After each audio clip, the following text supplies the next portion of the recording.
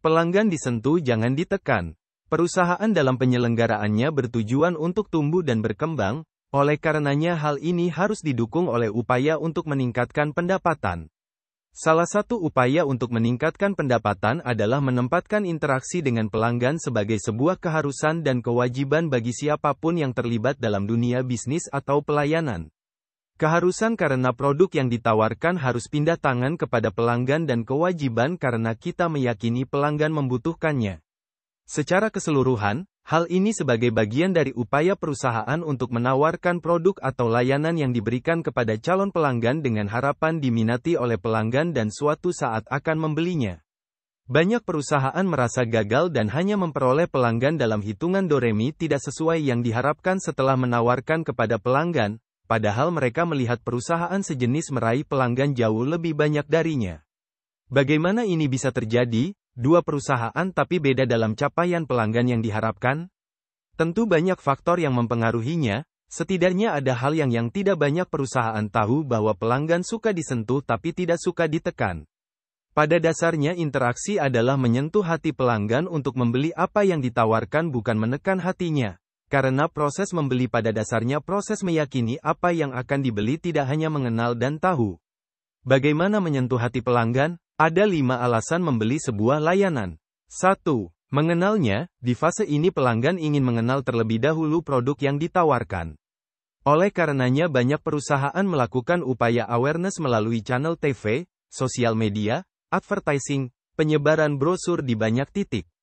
2. Mengetahuinya, di fase ini pelanggan mulai menaruh minat untuk tahu lebih dalam tentang produk yang ditawarkan dengan mengakses website atau mencari info langsung dengan mengunjungi pameran, talk show yang dilakukan perusahaan dan tentu ada juga yang bertanya-tanya kepada yang sudah membeli. 3. Mempertimbangkan, di fase ini pelanggan mulai mencari pembanding apakah produk yang ditawarkan lebih baik dari yang lain yang pernah dilihat. 5. Meyakininya, di fase ini pelanggan meyakini untuk memilih produk yang diinginkan. 6. Memutuskan untuk membeli, di fase ini pelanggan akan mencari produk, berkunjung dan membelinya.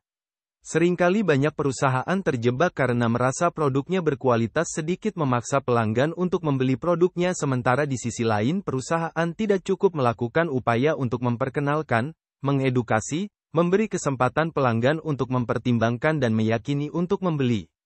Padahal dalam sebuah riset produk berkualitas efeknya hanya 24% dari upaya menawarkan sisanya 75% bagaimana perusahaan melakukan upaya yang terencana dan sistematis untuk melakukan upaya promosi kepada pelanggan melalui kegiatan awareness, edukasi, promosi, apresiasi dan merawat jaringan yang sudah terbangun.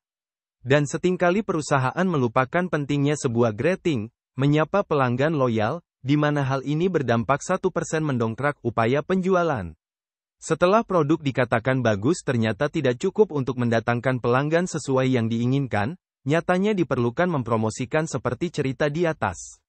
Produk bagus itu kata pelanggan bukan kata perusahaan, untuk itu upaya promosi menjadi jembatan pertemuan antara dua keyakinan antara perusahaan dengan pelanggan untuk sama-sama menyatakan bahwa produknya memang berkualitas dan hal ini terbukti jika pelanggan sudah membelinya.